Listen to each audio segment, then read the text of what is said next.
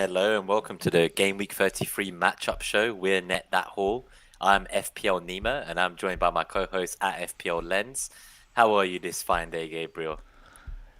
Oh, Nima, Mike Halpin is in the chat and he was asking how people are doing, and I'll say, things are good. Life is good, interesting.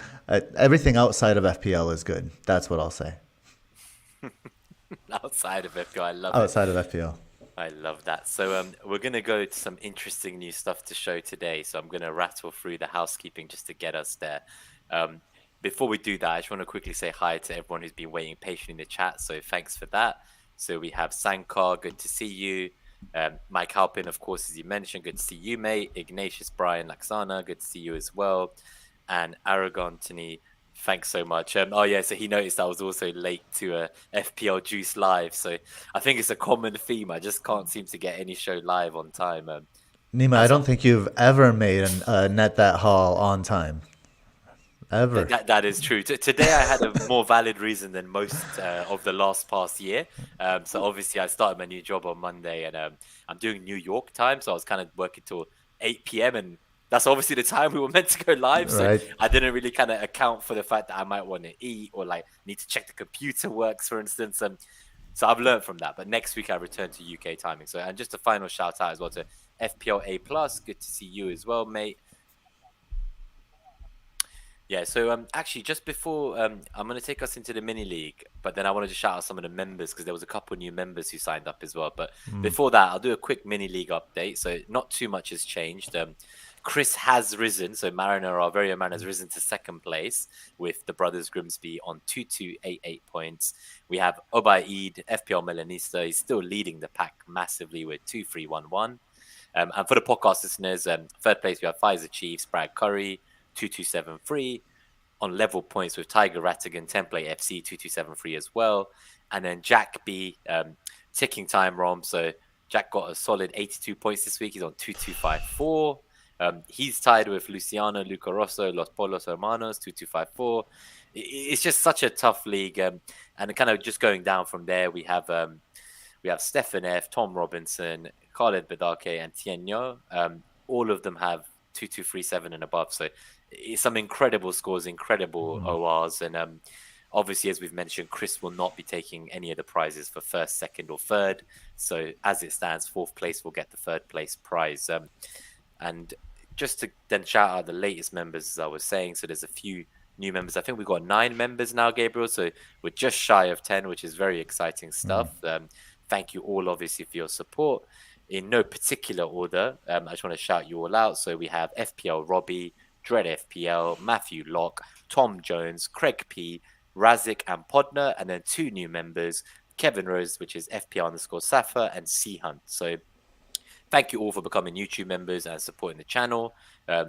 If you're obviously new here, please do hit subscribe, hit that bell so you can hear about the new episodes coming out.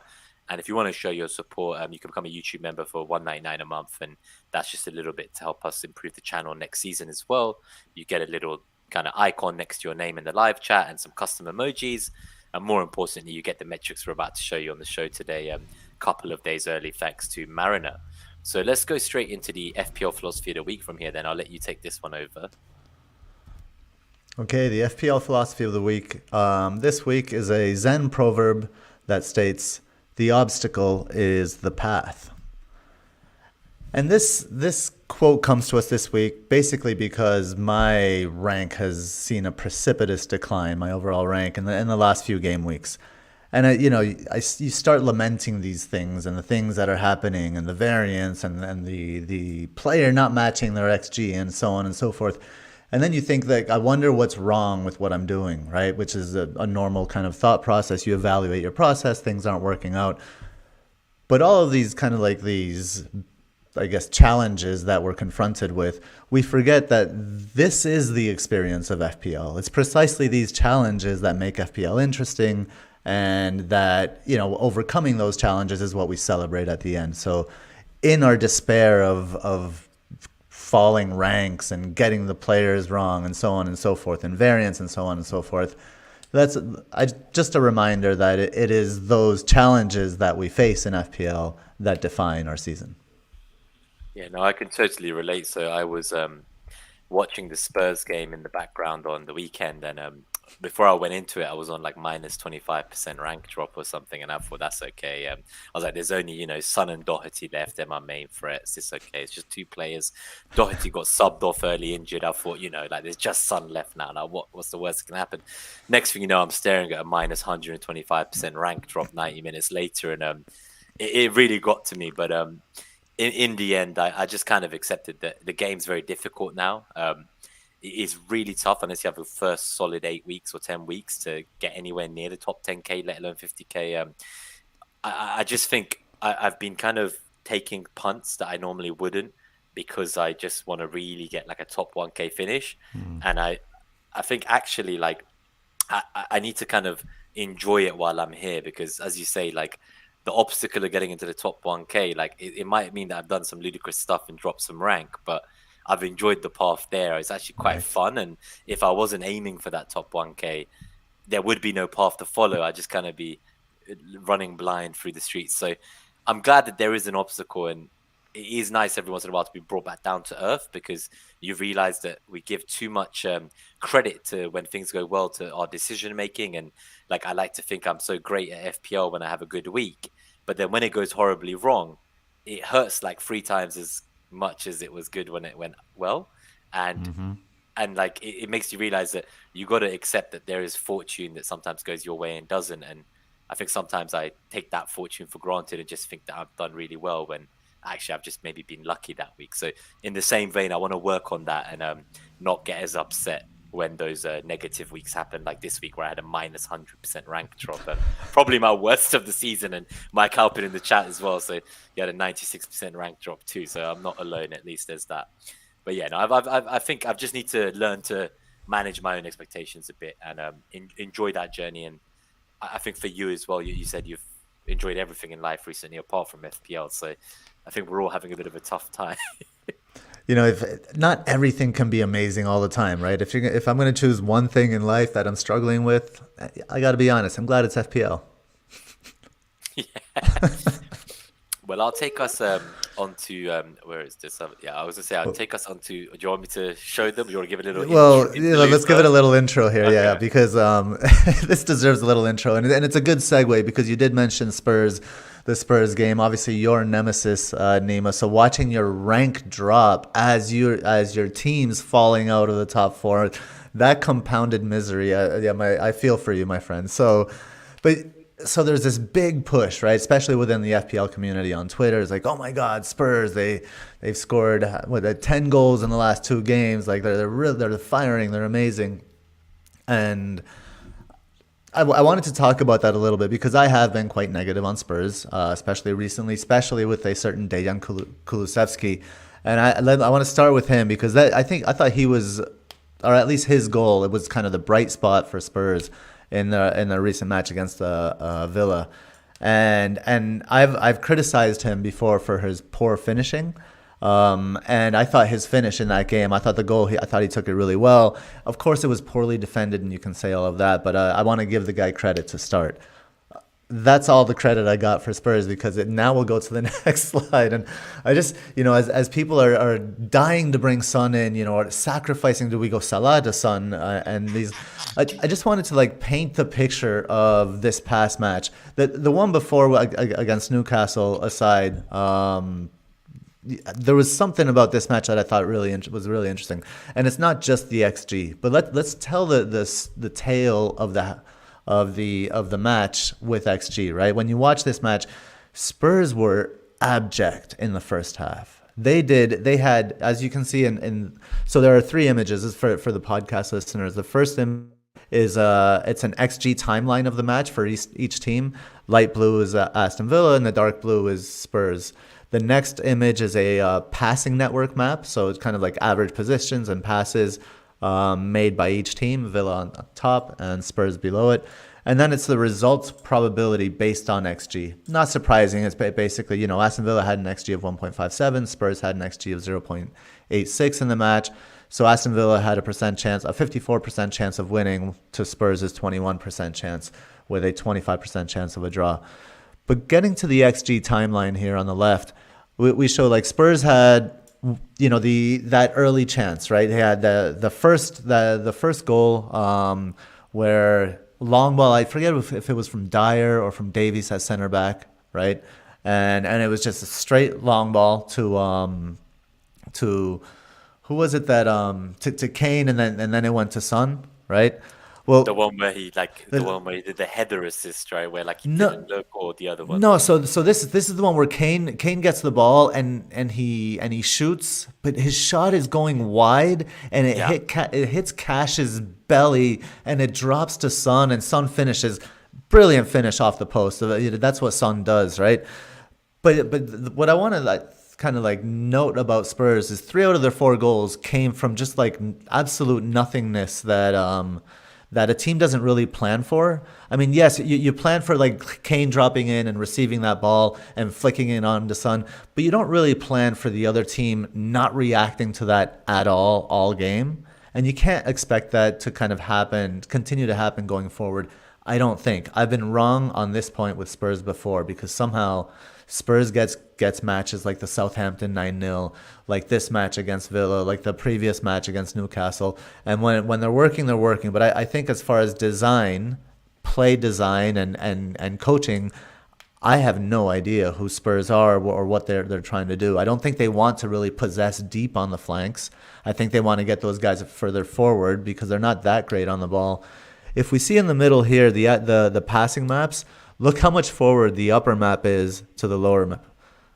But the upper one is Aston Villa passing map, and the lower one is the Spurs passing map. Look how deep the Spurs players are. Yeah, I think you're spot on here. So like when you think about it, like they are very much playing into the counter-attacking strategy. Like that seems to be like the plan is basically like almost like a 2 up front of Kane and Son, and it's like they just interchange which one's going to run through, and they just counter and try to expose teams. And I think we saw this even last season or maybe earlier this season, where they've played City and like they beat them despite all the numbers showing they shouldn't, with like 2 shots on target, and one of them is like Son taking a shot outside the box 1-on-1 with Edison, and then Edison runs out and gets beaten on that angle. So like I think there's very often times where we can obviously accept that perhaps Son and Kane are both world class. I would say they're definitely the 2 world class players in that team anyway, and I do think that perhaps just the clinicalness of those two, and the almost the what's the word, the partnership they have, the mutual understanding they've gained over these years, I think it means that teams that do try to, like Villa here, come and actually attack them and maybe play further afoot and press them,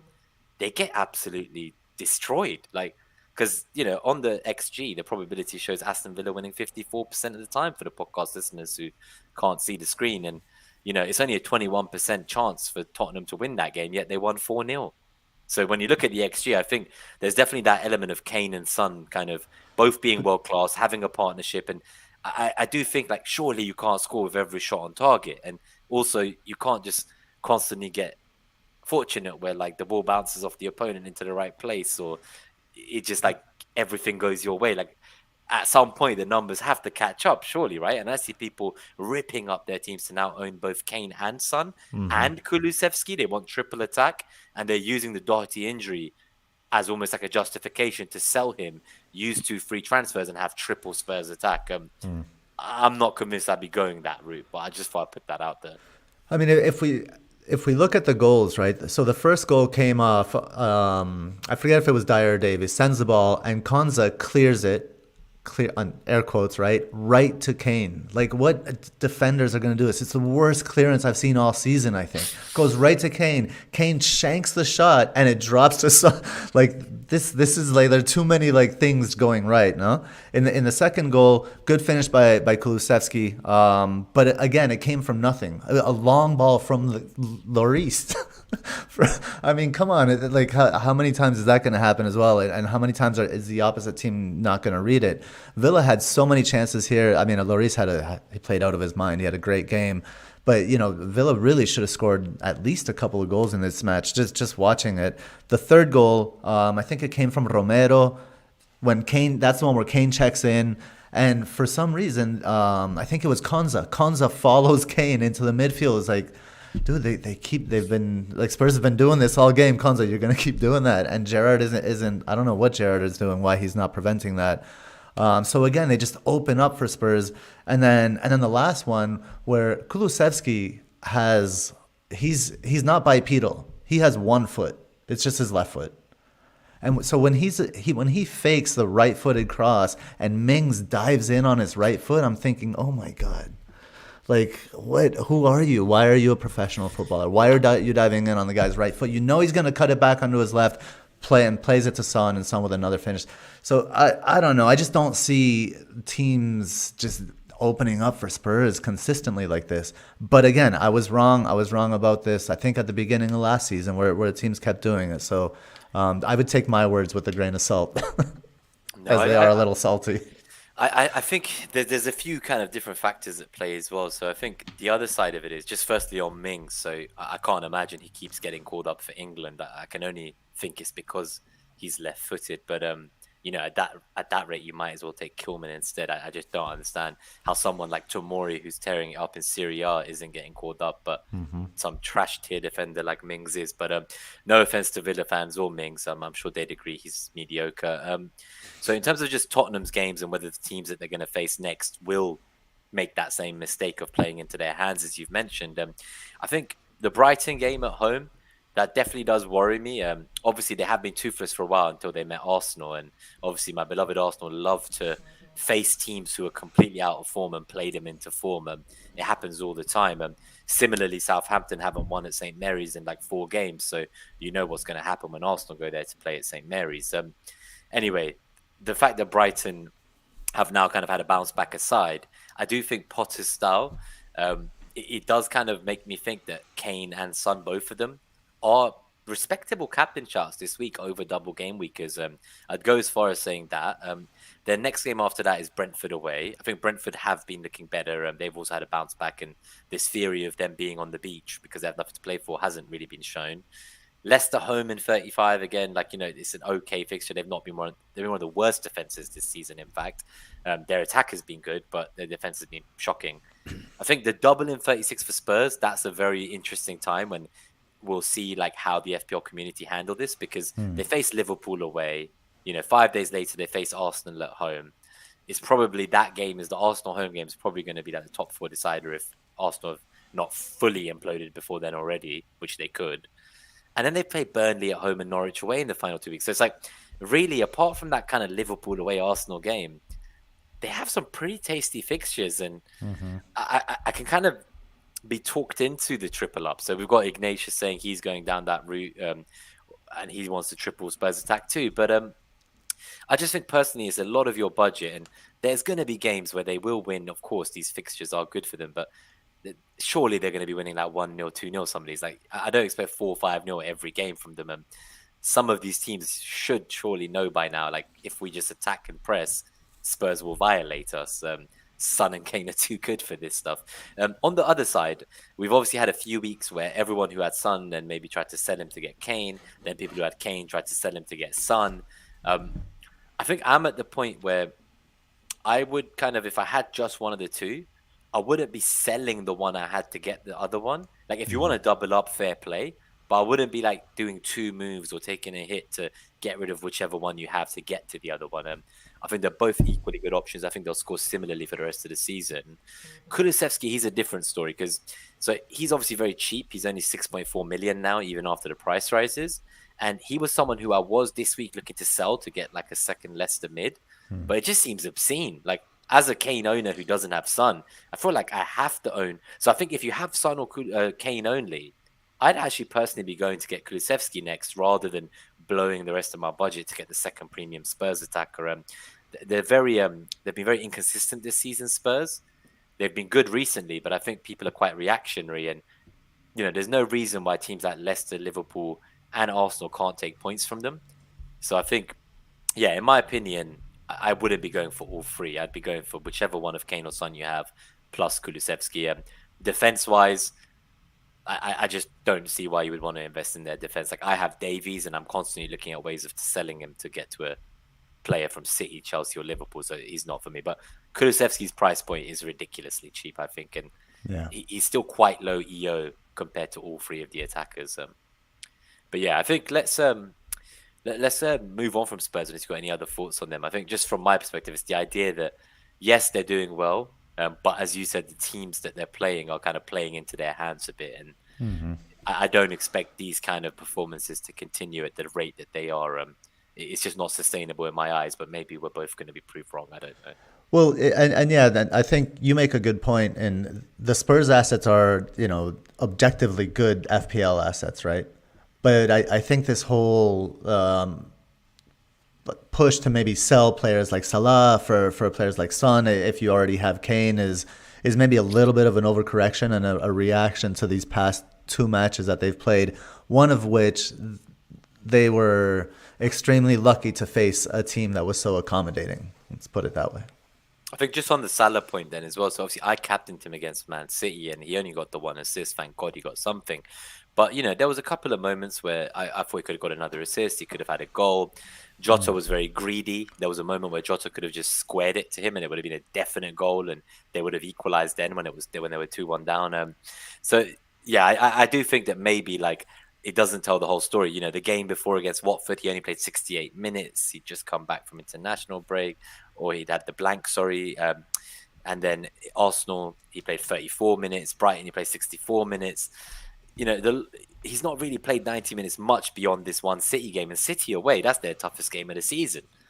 And I still think he was unlucky to not get more points. Kane, we're talking about how incredible he was, 3 assists, man of the match performance. He still only got 10 points. That's 5 points more than Salah for all that it's worth. And Salah was playing the best team in the country away from home. So I don't understand like how you could sell Salah to get Son as a double up. I don't know how you could sell him to get De Bruyne either, because I think if City get further in the Champions League, I definitely see De Bruyne getting rested a bit here and there in the Premier League. Salah, his remaining games, just for comparison, I think they're just as good as Spurs, if not better, because Liverpool's a much better team. United home, they won that 5-0 at Old Trafford. I think Salah had the hat-trick and assist. They then play Everton home in 34. That's captaincy material right there. Newcastle away, Tottenham home, Villa away, Southampton away, Wolves home. There's a title challenge very much on. They didn't obviously win against City, but they still have a chance just being 1 point behind. I'm actually currently on my boss team captain of Salah. So just to put it out there, I was on Kane as my captain against Brighton, but I looked at all the stuff like the bookies odds, goal scorer odds, and I looked at the teams most likely to score 2.5 goals. And even when you put like United in there and account for their double, Salah's pretty solid against United. So he's my current captain. Salah won't be rested against United just because like he's rested tonight, like in the game against Benfica. So, he got subbed off early, like 60th minute against Benfica last week. He then played 90 against City because obviously that was a major game. And now he's rested again tonight. So for me, just seeing Salah on the bench tonight, I'm pretty much going to captain Salah now next week. Like I'm pretty set on that. I honestly think Liverpool are going to be out for blood against Man United, like majorly out for blood personally. So yeah, I don't see him like. Yes, he might get rested in future games, Ignatius. You are right. But people are selling him for like De Bruyne, who could also be rested. Maybe you could argue the Spurs boys won't be rested. So, that's very much you're kind of making assumptions there that Salah is going to be rested, and then you're kind of selling him to buy Son. I think that's just justifying a narrative. Like Salah's the fittest player in the world, right, Gabe? Like he's kind of had his rest is what I was trying to get at, because he's now had these games where he's played 60, 68, 34, 64, 78. Like prior to that, Salah played 90 minutes pretty much every game all season, plus like 5 times 120 minutes for Egypt. So there isn't a player I can think of that's fitter than Salah. And in my opinion, he's had his rest and this is crunch time now. This is it. But yeah, let's go into the FDR. Obviously, normally we wouldn't get into it after 24 minutes, but I just thought the Spurs section and the new graphics from 12 Football that you found, they're really interesting stuff. So it was good to hit that nail on the head about Spurs first and managed to cover a few other topics there. But let's rattle through the FDR very quickly. Do you want to maybe look at just like the doublers first and then talk about the likes of City, Liverpool and Spurs who don't double but perhaps have as good fixtures as the doublers? Yeah, I think that's a good idea. We can do kind of the doublers that we're probably most interested in. We can cover Arsenal, who have two away matches, unfortunately for them. We can cover Leicester. We can talk about United a little bit, and then get into maybe the single game week players as we look at the FDR and NetxG again. Yeah, that sounds good. Yeah, it sounds like a plan. So should we start with Arsenal because there's a lot of debate. I think people who are on free hit at this point, I'd probably only own Saka for hygiene. I feel like he can explode in any game. That Southampton game could be a nice bounce back if we sort ourselves out. Chelsea game isn't that great. I think both games are away from home as well. Um, but yeah, Saka's really, if I was on free hit, that's probably who I'd be going for. We've seen news today, haven't we, Gabriel, that Lacazette wasn't pictured in training. And that they were playing like a attacking formation that was like Martinelli left wing and Nketiah striker. I think Saka right wing with Odegaard and Smith Rowe behind them. So, Tomiyasu's not in training. He's not been pictured. Lacazette's not been pictured. Keep an eye on Lacazette for the next couple of days, just in case it's nothing. But, I can't imagine from what I've seen from Laka myself, even if it's not an injury or COVID related, like I think there's a lot of calls from Arsenal fans to drop him anyway. So it's like we got to the point now where he used to be renowned for his hold up play, but that last game he made like 6 attempts at passes or something, or 8 attempts at passes, and he's not even doing the hold up play anymore. Is what I'm getting at. So Yeah. even the one thing he was contributing, he's not even bloody doing that. He has 4 goals on the season, 2 of them are penalties. He has no open play goals since like early December. It's just shocking stuff, to be honest. And then I've got Ramsdale. I'm benching him for Dubravka. I think Newcastle's 2 home fixtures, they're much tastier in my opinion. And, with Tierney out, with Tomiyasu out, with Partey out, I'm not really feeling Arsenal at all. So I think if you already own them, like, you might even like end up benching some of them like I am with Ramsdale. Like I feel like as an Arsenal fan, I'm very happy to be honest and admit that from what I've seen lately, I would not be going heavily into Arsenal, especially on a free hit. Yeah, and then I think the FDR here backs you up, Nima. We have the thing is that it's two away matches, which is really tough for Arsenal, given you guys your home and away split. So we have the attack FDR against away to Southampton at 0.1, defense FDR at negative 0.4, and then away to Chelsea, you guys are negative 1.8 attack FDR and just 0.3 defense FDR. So there's not from the stats from the numbers perspective, there's not much.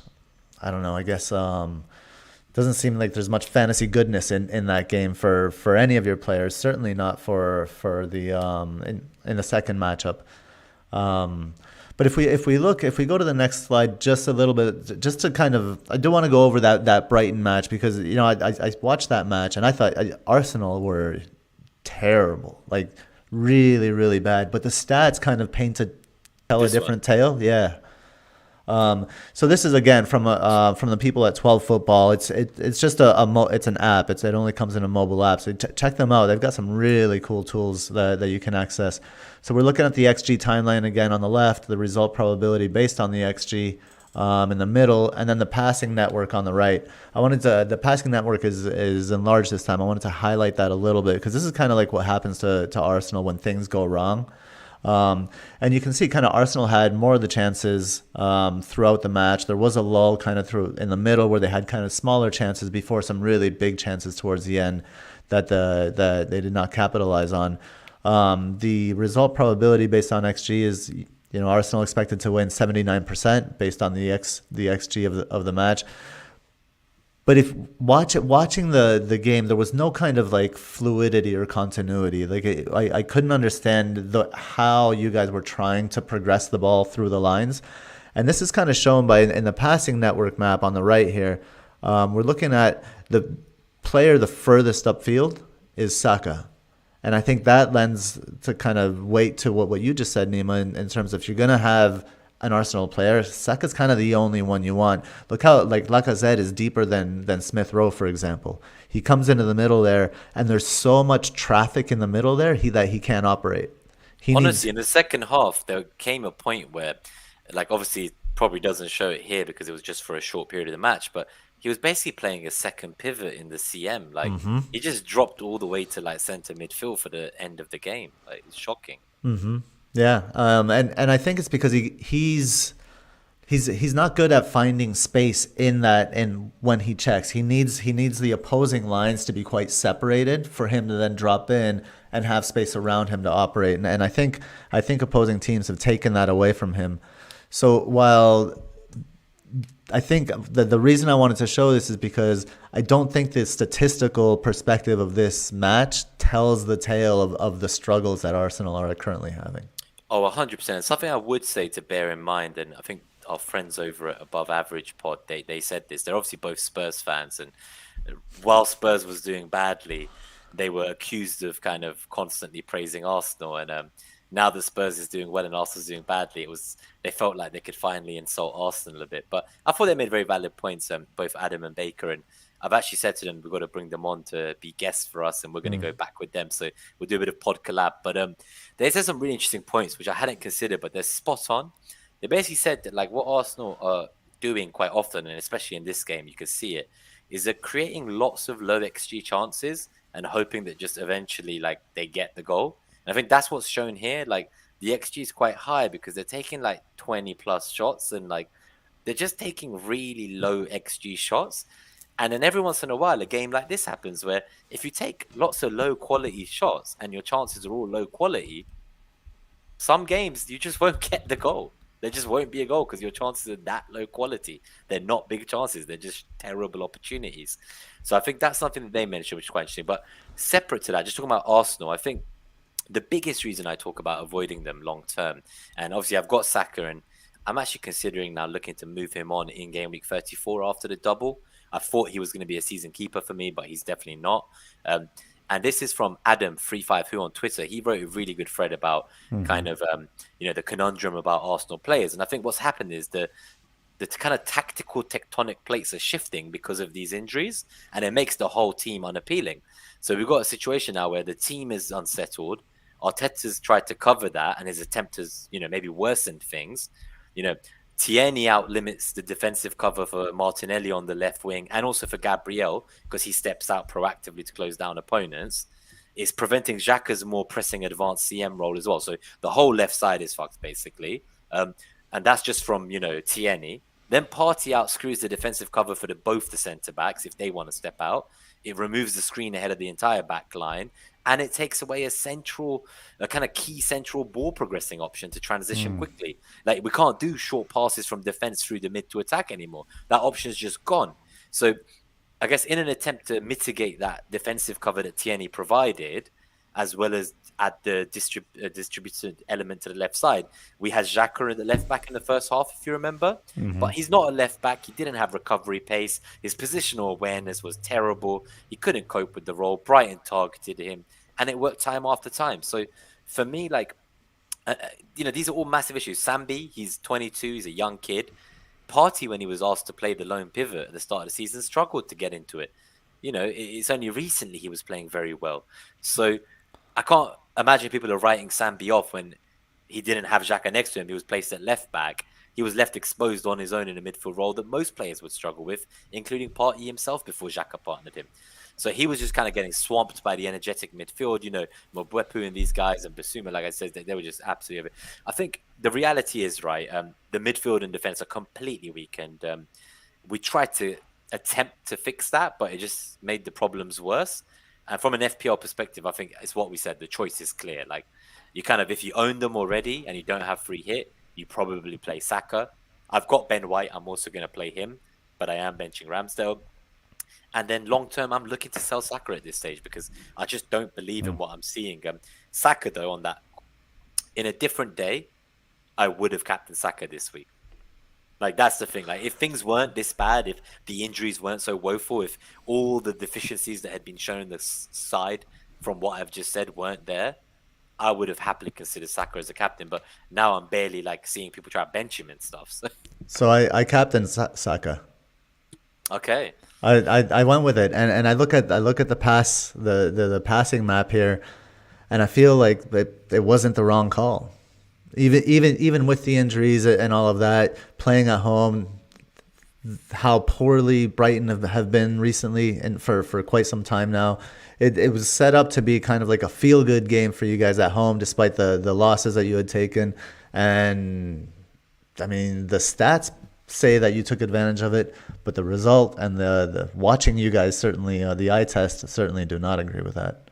Yeah, no, I think just before we move on, FPLA Plus he asked about if you would you not go Martinelli Saka. So I just don't think it's worth the transfer. Like if you're talking about transferring from one Arsenal mid to the other, I just don't think it's worth it, to be honest. And Martinelli, like he could play left back. Like he could literally play left wing back. He played the whole second half as a left back. So I wouldn't like be looking to buy a player that you don't know where he's going to play. Like, yeah, he could play striker instead of Lacazette. He could play left wing, his normal position, or he could play left back.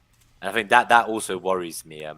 I love Martinelli. If you want more than one Arsenal attacker on your free hit, sure, have Saka and Martinelli. But I wouldn't be that looking to use transfers to bring in Martinelli on top of Saka or as a replacement for Saka. Not for me. Right. Yeah, let's go to let's go back to the FDR quickly. It'll come up again. Just go forward. Oh yeah. Yeah, Oh, it comes back. Okay. Yeah. What did I skip? I skipped NetxG. Okay. It's all right. We'll go back to that as well. Yeah, so the next one we're going to take a look at is, who is it here? Leicester? Yeah, that's a big one, right? Because people have Maddison or they have Barnes. Some people have Schmeichel on wildcard. The people punting on the Leicester attackers. We've obviously was recording, just for anyone who doesn't know, on Wednesday, and obviously it is before the Europa Conference game. So take what we say with a pinch of salt and look at the minutes tomorrow as well. Yeah, and that's the big complication, right? Is their European fixture, and that's where we've seen Maddison rested, we've seen Barnes rested, we've seen all sorts of players from Leicester rested. So they are quite risky in terms of assets. But just to go over it, I thought it was interesting that Leicester away, according to the FDR here, away to Newcastle, attack FDR negative 1.7, the third worst for this first block, and then defense FDR. I don't know that anybody's looking to any Leicester defense, but if you are, maybe Kasper Schmeichel, maybe you own him. It's a negative 0.6. And then obviously it gets better against Everton. Leicester are home, so it's better on that front as well. And Everton away is quite terrible. So Leicester attack FDR against Everton is 2.4 and defense FDR 1.6. So both of them quite nice in that Everton matchup. But who's going to play, right? That's the question. And what are Leicester doing? I was listening to FPL Teacher has this podcast where he analyzes every single shot of certain games, and he goes through like kind of what the players are doing. And I thought it was interesting. He noted that Dewsbury Hall is he's playing in that 10 position. He's dropping and linking the counterattack play, which they've been relying on. Maddison is pushed out on the right side. But Dewsbury Hall has a tendency to move to the left, so then Maddison moves in that hole as well. Tielemans is dropping into right center back when he drops in and creating chances from that right side. So they're doing some interesting things tactically. Let's check out what their last match was like according to 12 Football. Just before you go into it, I just want to say, so I think one thing I would add is if they do go further in Europe and they do qualify and stuff tomorrow, that does make Dewsbury Hall a bit more interesting to me as an enabler for like those who don't have Gordon and they want a cheap fifth mid. You can bench him most weeks, and I'd be more certain of him starting as well. To be fair, he's pretty much playing 90 every week anyway. But if they get further in Europe, I'd be very confident of him and his prospects of starting him, not as your only Leicester mid, but previously, people like myself, I'd been looking at Barnes and Maddison. I think at this point, if I wanted to double up on Leicester mid, I'd just get him as a much cheaper option with whichever other Leicester mid I had. I don't own Maddison. He obviously started when Barnes was rested. So I feel like Barnes is the more likely of the two to maybe get both the games in the double. I do think Maddison could potentially only get one of the two games. On the flip side, Maddison has like 5 double-digit hauls this season. Barnes only has 2. I think Barnes has much better, like, kind of, I suppose, when I watch him anyway, I feel like he's got more opportunity to score. But then Maddison has all his set pieces, obviously, and he seems to be more likely to haul when given the opportunity. But I also think with his previous back injury issues and with the going deep in Europe, I do think he's the one who's more likely to be rotated in the Premier League. I think if you own Maddison, obviously you keep him for the double. But I've seen people in the chat talking about they want to sell Barnes in Gameweek 35 after 2 weeks if he doesn't do much. At this point, Barnes is basically in my team till the end of the season. Like, he has 2 more doubles. He has 2 great home fixtures later on when the doubles come again. I can't see myself selling Barnes if I'm honest. He plays Everton and Norwich at home in 36. It seems madness to sell him in 35 before that. But yeah, I just thought I'd put that in there in terms of minutes and rotation and context. I mean, I think the problem with these players, while they seem to have a great double coming up, is, do they really have a double? And Barnes was rested this past weekend. Iheanacho was rested, or I don't even know if it was rested or if it was a tactical substitution, or did Rodgers want to do something different tactically? Going with Lookman and Daka, almost like a front 2 kind of, but you have Maddison kind of hanging out there on the right hand side. Is it a front 3? We see like the connection between Amarte and Tielemans, and Tielemans will, Amarte will shift centrally and Tielemans will shift into that right-hand side to help. That's what helps Justin get further forward. I'm referring to the passing map again in the Palace game. I think they're going to try to continue to do that, is get Justin further forward. And if Maddison's playing on the right-hand side, that'll basically, what you want is Maddison to go inside, and then that opens up that wing for Justin. But as far as, Maddison has had injury history. They've had to rest him several times this season. Barnes has been rested as well. So I don't feel like, if you don't have any of them, are these players that we're targeting? I'm not really sure. Going to the XG kind of timeline there, it also shows like that they don't create very much. Again, what they create also comes from like, they have a few small chances similarly to Arsenal, but not as many small chances. So even on that front, it's hard for me to kind of hang my hat on anything that Leicester are doing, but they are very enticing because of this upcoming double. So I'm not really sure, to be honest, what to do with them at this point. But the other thing about the double is that both their matches, like Arsenal, they're both away. That's One of the reasons. So when I originally looked at some captaincy polls, obviously people had put kind of the United boys up there, and I was really surprised to see that Leicester were like in the poll of 4 I saw on Twitter. They were like the second most popular. So from people who weren't going to go for United, Leicester was the team they were going to target for captaincy. And with the rotation we've seen, as you say, plus the fact that both games are away, I'm not sure I'd want that. I wouldn't want a piece of that as a captaincy. I think, honestly, though, if you don't own any Leicester players, I would probably still look to bring one in. It's such a hard call because based on the current data in front of us, you would assume Maddison isn't going to start both. So then you'd buy Barnes, but then actually I own Barnes and I'd rather I owned Maddison, except for those minutes issues. So it's like, if I didn't have either of them, I don't envy you because I don't know who the hell you would pick from the two. It's a really tough call. I wouldn't. So I've been thinking about that, and I've been tinkering with my team, obviously.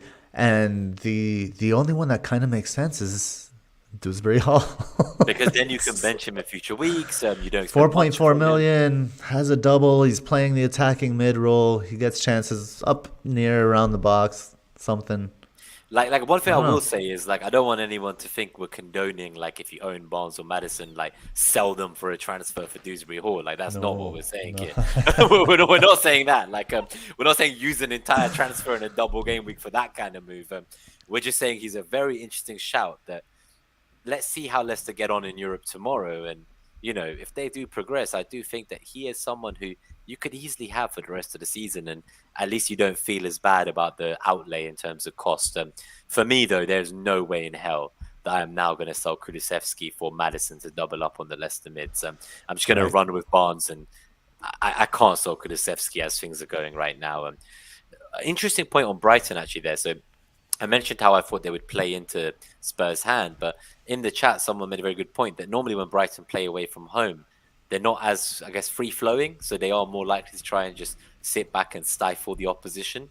So perhaps that is actually not in Spurs' favour, because as we know, they struggle against low blocks, and if a team isn't going to actually attack them, like, where are they going to create? Because, like, they literally create by having Kane and Son counter-attack. We saw the pass map earlier, like, they were way further back than Villa in that match, right? And yeah, they really were, and I do expect them to go to Spurs and kind of sit back a little bit. But one thing that Brighton did against you guys, against Arsenal, that I expect them to do against Spurs as well, is they committed 19 fouls. They battered you guys. I was gonna say, so they got. So I feel like that tactic works. I just beat you out of the game. Just keep every time you think you can do something fancy, just beat it out of you. Get it out of the system. You guys have a young squad, a small squad, right? And an injured squad, and they went after you. And I think they're gonna do the same thing to Spurs. If they're smart, when Kane goes into the middle to reach up to flick those headers, you go in there and you take his hips out. And eventually, he's going to stop doing that, hopefully. And I think Brighton could approach the game like that. Yeah, no, I think so. I think there's some really good questions, by the way, in the chat. Before we go on, let's give a quick shout out. So we've got Matthew Locke, obviously a fellow hauler. Thanks, mate. I think you missed the earlier shout out at the start of the show, but Asa's here as well now. We've got a few more friends. Amund is here as well. I just want to say hi to some of the guys who snuck in the background. Ramanathan's made it too. So, and Blue Danube guys. So it's nice to see you all sneaking in despite the Champions League. So I imagine you're half listening and half watching football, but we appreciate it nonetheless. Taking the time to be here today. We will talk about captaincy later. Don't worry, Ignatius. So there are some questions about.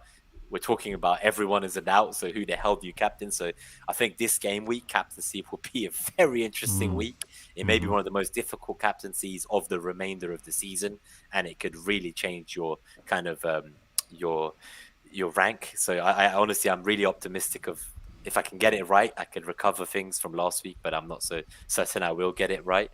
And just in terms of Amund as well, he asked a little bit about Havertz. So we will go into Chelsea a little bit as well, because now that we've seen they're knocked out of the Champions League, there's discussions that both Chelsea and United, they could have a double game week in 34.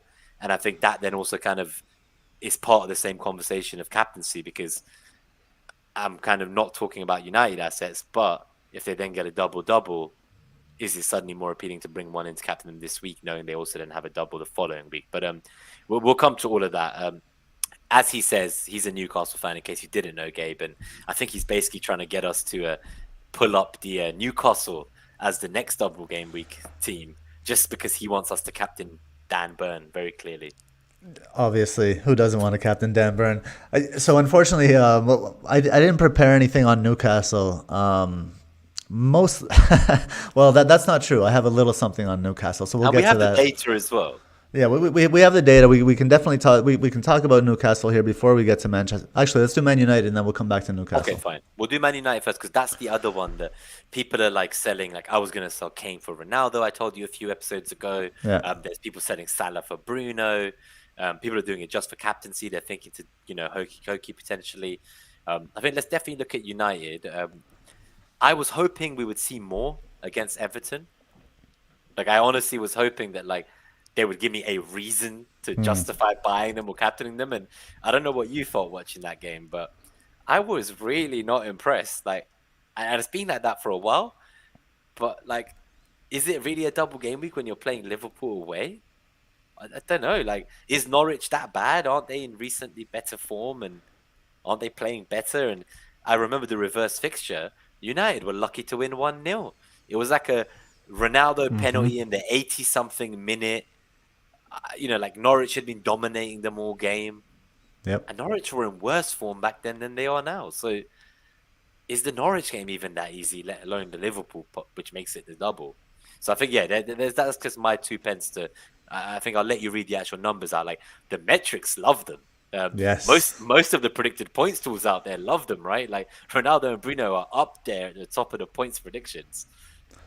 Yeah, I mean, and United with a 3.9 joint best this game week for a single, compared to Spurs against Brighton at 3.9. But then they also have the match against Liverpool with a respectable 1.3 FDR, which I thought was interesting, because I don't see... I don't know, maybe the stats may be there. The defense, for reference, against Norwich is 2.6, and then it's negative 0.7 against Liverpool. Well, I guess the stats might be there for United. I don't see anything from the eye test perspective. They really seem like they're a mess. Like they have no idea, no direction, and no plan. And when we get to the passing maps in just a second, I want to take a look at the NetxG for this one as well. We skipped it a couple times, but we'll bring it in for this next one because that was surprising as well. Can we go to the NetxG? Yeah, let me put it up. Yeah. Yeah, so the NetxG for United against Norwich, it's the highest for the game. We got 2.74, but then NetxG doesn't agree with Mariners FDR for the Liverpool match with NetxG of 1.12. If we're looking at the percentage goals, what I thought was interesting, we have United here with a 46% chance of 3 or more goals against Norwich, according to NetxG. I can see why the captaincy it is tempting, man. But like, I just like imagine if I sell Kane for Ronaldo. It just seems insane. I might still do it. Don't get me wrong. It's still on my like list of options. But Kane, right? Kane is facing Brighton, and we have NetxG here, 30% chance of 3 or more goals for Spurs. There's almost like a 1 in 3 chance that Spurs will score 3, and you like Kane to be involved in at least 1, maybe 2 of those, right? So even that I think it's I don't know if I'd sell Kane for Ronaldo. Though. But the 46% for United against Norwich is, and then when you add in obviously the Liverpool game, and like even if you just count that as 2 appearance points, let's say, it's like that's a scary prospect for captaincy. I mean, even the Liverpool match, right? Let's see, United 34% chance of 1 goal.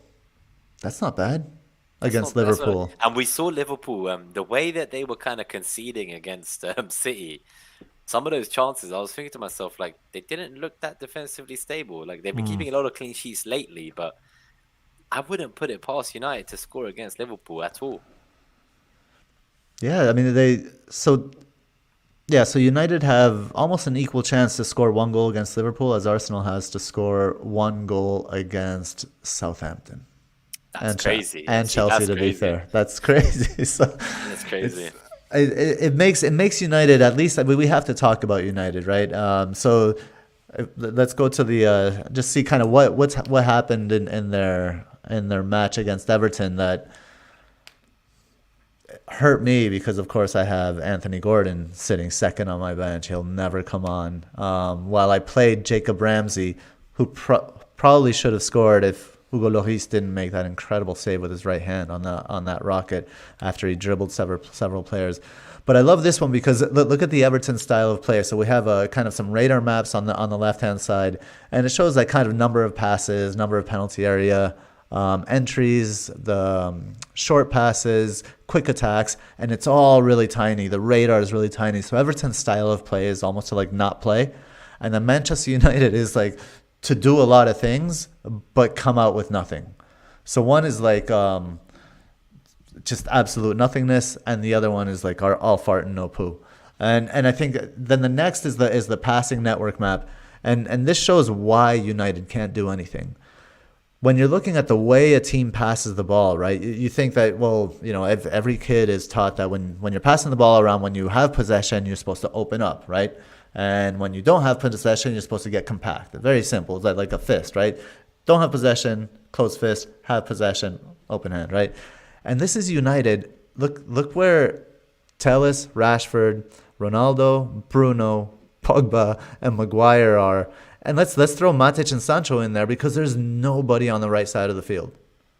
No one wants to build through Wan-Bissaka. It's shocking. Wan-Bissaka, it's like COVID or something. They're like distancing from him. I don't think I've seen anything quite like it for a few weeks or months. This is crazy that when they're in possession, they all bunch up, and they all bunch up on that left-hand side, and everybody's in everybody's way.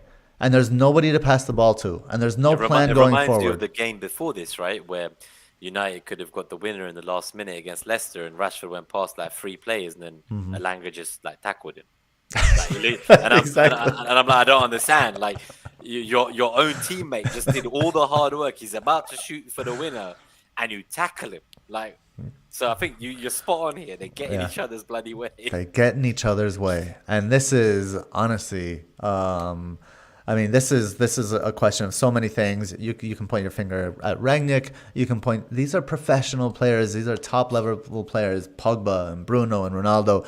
They know they should not be bunching up when they have the ball. So I think everyone deserves some blame here, except for maybe De Gea, who's kept this team respectable this season. Oh yeah, the players like have been here through the whole period. Like managers have come and gone, and the only constant I see is the players. There's no wonder half of them don't want Ten Hag to come because they know he's going to find them out and get rid of them all. Um, Well, that's all but confirmed. Apparently, Ten Hag will be coming, and yeah, I mean, there are certain players that have just arrived that will obviously have to stay, but he's gonna have to. He has a lot of work cut out for him. I was going to ask you because we said last episode that this end stretch with like the 6 game weeks to go is very much about psychology and what's left to play for. We talk about new manager bounce. Obviously, this isn't the case here, but is there such a thing as like new manager announcement bounce? Does that exist? Like, could they go and slap up Norwich knowing there's a new manager coming and he's probably watching them and he's going to sell them if they don't play well?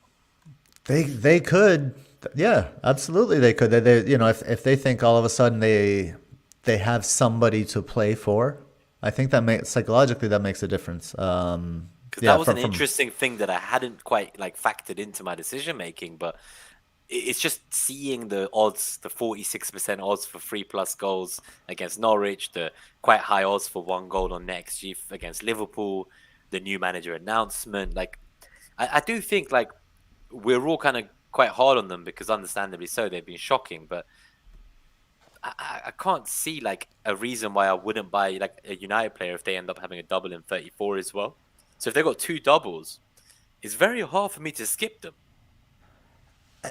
I agree. I think if they have two doubles, they're very interesting. I'm looking at them as a I think these are differential kind of punts with some upside because of that psychological factor that you mentioned. And then if you look at this, there is one player that's kind of getting further forward and is a little bit detached from the pack, maybe has a little bit more awareness, and that's Jadon Sancho. If other teams get drawn towards this kind of maelstrom of players in that small area on United's left-hand side, and Sancho can get in some space away from them, I wonder if he could find himself in some opportunities. And at 8.9 million, is he a budget way in there or is he a trap? I don't really know. I haven't made a decision myself yet.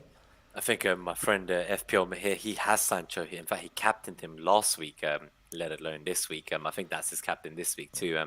I think if I was on a free hit, like I've seen people free hitting and not owning any United players. Like for me, like one of the major draws of like free hitting this week is to get maybe like 2 Newcastle defenders, to get 2 or 3 United players. Like I can't see why you would free hit if you're not going to buy any United players. Like it's almost like what was the point? So I think that's just something I'd put out there. Like if Yeah. you're on free hit and you don't want to own any United players, as bad as they've been, like it just seems mental to be free hitting and not buying any of them. Like if you're going to free hit to own Spurs, City, and Liverpool, then what are you free hitting for, in my opinion? Because surely you want to keep those players long term anyway. Is this not like the ideal way to get your United assets? Is to free hit them in, and then you don't need to have them in your team the following week, right? They're gone. So you just have them for this double, and that's it. Like you don't need to worry about them riding your team for the rest of the season and ruining it. The low ownership is reason enough to get them on your free hit. They're doubling. They have low ownership, and definitely a way you could. Had they done well recently against Leicester and Everton, they'd probably be much higher owned and they'd be shoo-ins for captaincy. But Yeah. in a way, the fact that they've done so badly, it does kind of benefit them in terms of ownership staying very low and captaincy probably staying very low. It presents an opportunity for sure. People are saying they're very expensive. It is true, but I think if you had like a Doherty, you can get to Telles quite easily. If you had a mid that you didn't want anymore, you could get to a Sancho, as you say. You don't have to go at the top price point of Ronaldo and Bruno, I don't think. There's an argument, I think, for buying one of their players, but not captaining them. So there is like, if you can get to a Sancho, but not captain him, great. Like that might be what you do, and maybe you still captain someone else. I don't know if I would go in on their defense. Oh no, I only said Tellez because there was a lot of controversial takes online where some people will die on the hill of you have to have Tellez on a free hit or you're not playing FPL right, and other people are like, if you have Tellez, you should delete your team. So I just wanted to bring that up just to see if in the live chat, guys, let us know your opinion. Are you team Tellez or team Screw Tellez. Well, I don't know if you saw this this tweet by the Norwich City FC Twitter account, totally trolling Maguire. Poor Maguire. First of all, I feel bad for the guy at this point, but they have a comparison of Harry Maguire on the left and Grant Hanley on the right, and they say appearances 26 each, goals 1 each, duels 116 for Maguire, 143 for Hanley, clean sheets they each have 6 clean sheets. Passing accuracy is better for Maguire, and tackles 1, Maguire 17, and Hanley 21. So looks like Grant Hanley from Norwich is having a comparable season to Harry Maguire at United. I think he's also about 40 years old, but I thought he was going to retire last season in the Norwich team. Bloody hell, this guy's still going. All right, Kevin Rose, there we go. You have a vote on your side. The Screw Tellez side. Screw Tellez. You guys are with Gabe. I don't think anyone in the chat is going to be with me on Team Tellez. I think, I think that's a very rogue shout from me. Let's just say. Oh yeah, FPL plus Tellez, no way. Oh god, no. To be fair, like obviously we're here to have fun, and I do want to beat all of you. So I do like to put some dodgy picks in case someone buys them, and for each person I manage to overtake, good on me, innit?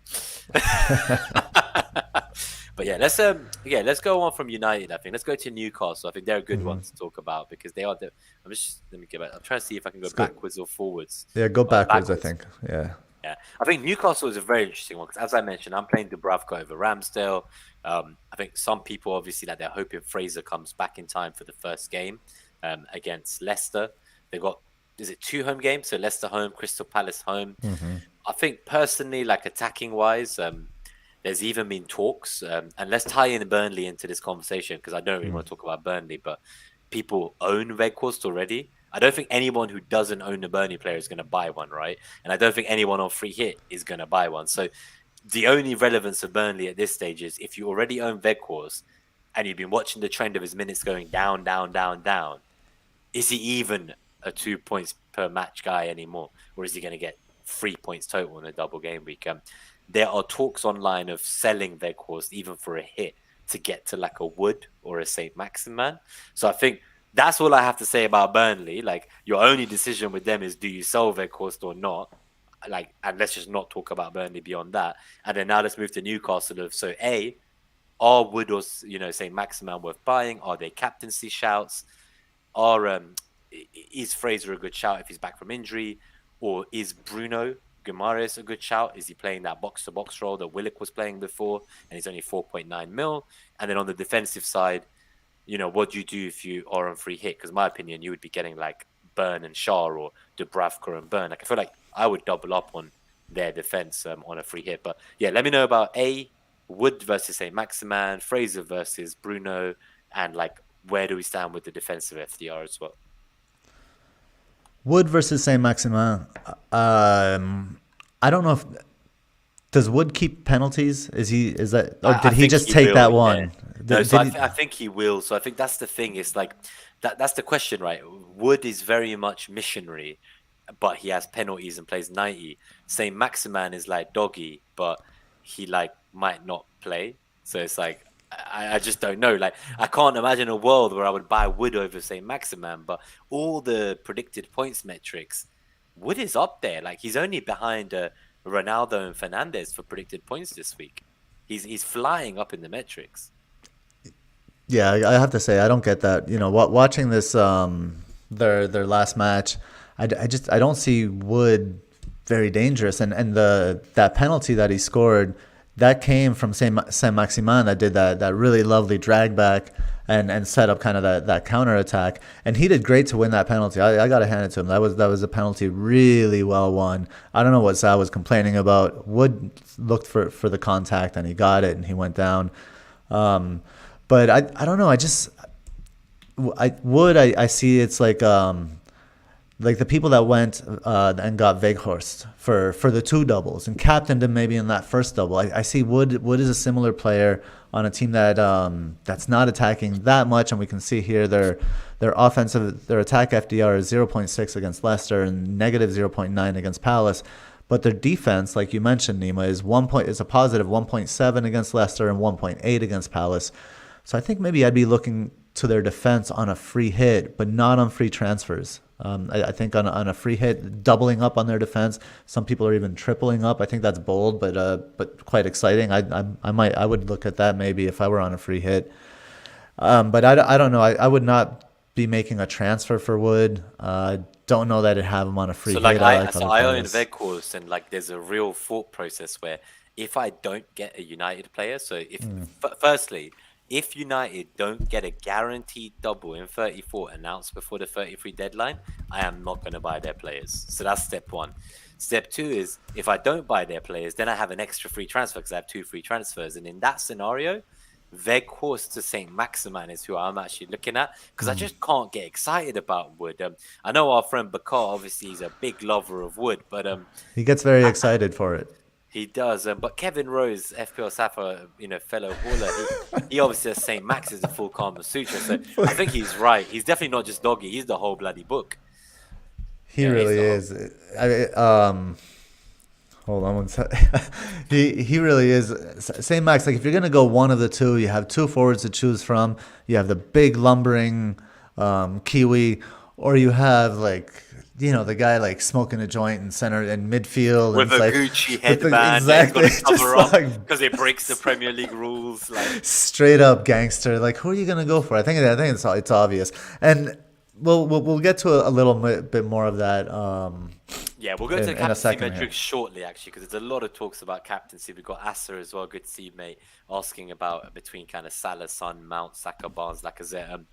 In that list, just a quick call. For me, it's really only Salah and Son personally. Barnes, you could really go for it if you saw he was like not playing too many minutes tomorrow in the Europe game. But yeah, I can't see past Salah and Son in the matches he has. But yeah, let's go to the Rumi pick at this point. I think should we skip zonals? I think I feel like we've looked at all the new stuff from 12 football. That was actually quite fascinating. We looked at the FDR. I think zonals is uploaded on the community tab for the members. They can look at that. I don't think we need to stick to zonals. We're obviously already running over a bit. Yeah, I agree. And then this is a good segue from the conversation we just had, so we can skip right on to the Rumi pick.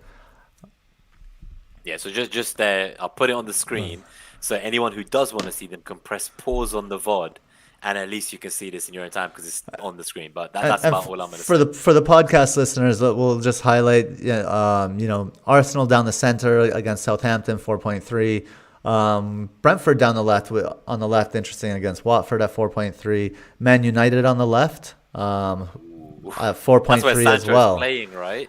No, Sancho's playing kind of in the middle and on the right. Okay. On that left that's where that congested area, all that traffic is. So I don't know if they'll get anything from that. I see what you mean, because I've seen a lot of lineups where like Rashford will play on the right, but actually it's like they're switching around him. I think Sancho was brought in to play right wing, as you say, but he's not played there as often as I would have expected. I think that's where I'm getting it from. Yeah, and then lastly, just really quickly, Spurs. If anyone thinking of selling Kane, Spurs has a 4.4 down the middle against Brighton. So those are the best zonals. Don't do that to me. Tell them, but you're forgetting Ronaldo's zonal in the middle. Zonal 3.5 against Norwich. 3.5, not great. But he's got 5 overall, right, for the double, including the Liverpool game. That's fair. If we are doing the double, got 5 overall. So I don't know if you want to go from Kane to Ronaldo from Spurs 4.0 to Ronaldo 5.0. If that's worth the transfer, go for it. But that's it for the zonals, I think. So yes, here it is, the Rumi pick of the week. None other than Alain Saint-Maximin, 6.8 million, 2 home games, Mr. Vibes himself. I love this guy. So like I was talking about, he had that lovely drag back pass to set up the counter that led to Woods' penalty and goal. His finishing has been terrible. He's been skying all his balls. He's just like, he's too like excited after having, he had been absent for a long time with injury. He started the last 2 games. I think he's getting his spacing back. He's getting his dribbling back. He just needs his finishing, but he has the vibes. And I think with 2 home matches, there's like it's perfectly set up for a vibes player to just like kind of bang in 2 home matches. So I like Alain Saint-Maximin a lot this game week. And the Rumi quote is, "Not the ones speaking the same language, but the ones sharing the same feeling understand each other." So we understand each other through our emotions. And Mr. Vibes, let's go. He kind of obviously, like, I'm not saying, I'm not comparing him to Ronaldinho, but I'm just saying, like, he gives me the same kind of joy watching him Yeah. play football. Just Yeah, like, yeah.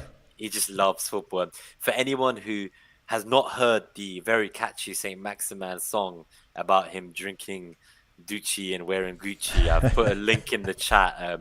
Go save that song and bookmark it for after the Net That Horse show. And let me know on Twitter what you think of the Saint Maximin song, especially you, Amund. I'd love to know if you've heard this song as a magpie. But yeah, no, a great Rumi pick. So before we go into captaincy metric, I'll just go a quick little shout out to our strategic partners, all about FPL, and we will play um, the advert while I refill my single malt whiskey. Dred would be proud. So one sec. Are you craving more FPL content? Then look no further than allaboutfpl.com. Head over there for weekly articles from some of the top content creators on the planet. So what are you waiting for? Head over to allaboutfpl.com, the website for all your FPL needs. All right. So yeah, so captaincy metric still sitting at 78%. Before we go into that though, we are coming very close to the end of our 1 month trial with our good friends Manscaped. So we thought we'd let you guys know with hashtag ad. I just want to give you a little talk. It's obviously been nearly a month now I've been using the products, and Gabe, my life has changed. I don't know about you, but you know, obviously big thank you to Manscaped for their support for Net That Haul. They've sent all of the hosts, just to be very transparent, the performance package. So we all have the kind of the lawnmower 4.0. We have the nose hair and ear hair trimmers. We have the ball toner, the anti-chafing ball deodorant. We have the works, right? Like, we have literally every product from Manscaped, and my God, it's changed my life. I feel much more kind of like, I feel like my hygiene routine has kind of almost evolved. It's taken a step up. How about you, Gabe? I feel more adult, I have to say. The performance package is well named. It definitely kind of gets you nice and sleek for ultimate optimal performance. And what I love about it, this is what I love about Manscaped products, right? Is they're great tools, and they make other people happy. They make our loved ones happy, or ones we've just met, whomever that would get at some access. They'll make them happy because they show that we take care of ourselves, and self-care is so important these days. And Manscaped helps us engage in that self-care. So get yourself a package. I don't think you will definitely will not regret it. Your loved one or ones, depending on the lifestyle that you live, will not regret it, and your performance will be complete.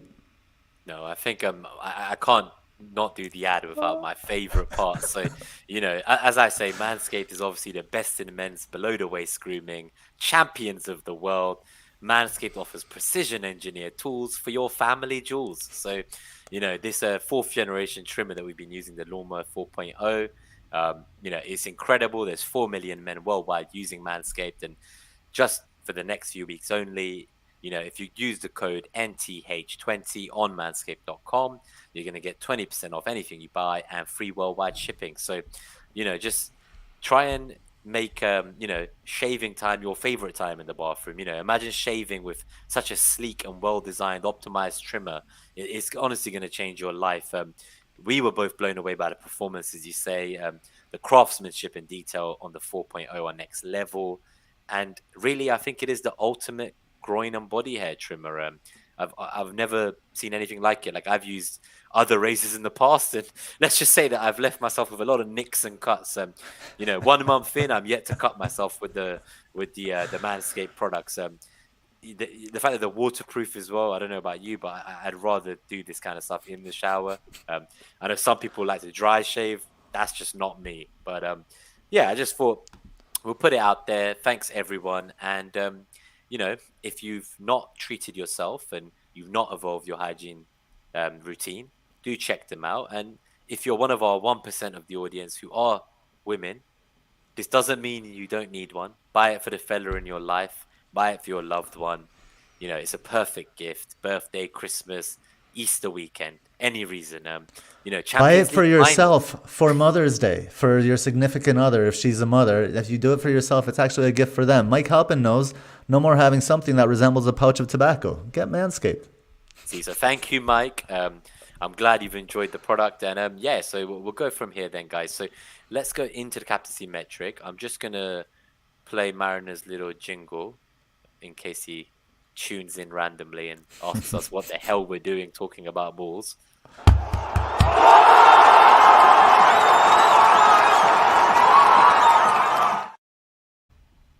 All right. Oh, 3 United players topped the metric, and Chris Wood. I told you. Yes, I knew it. I knew it. For the record, Mariner was one of the people that brought in Weghorst and captained him on that first double, and I will not let him live it down despite his ridiculously amazing rank this season.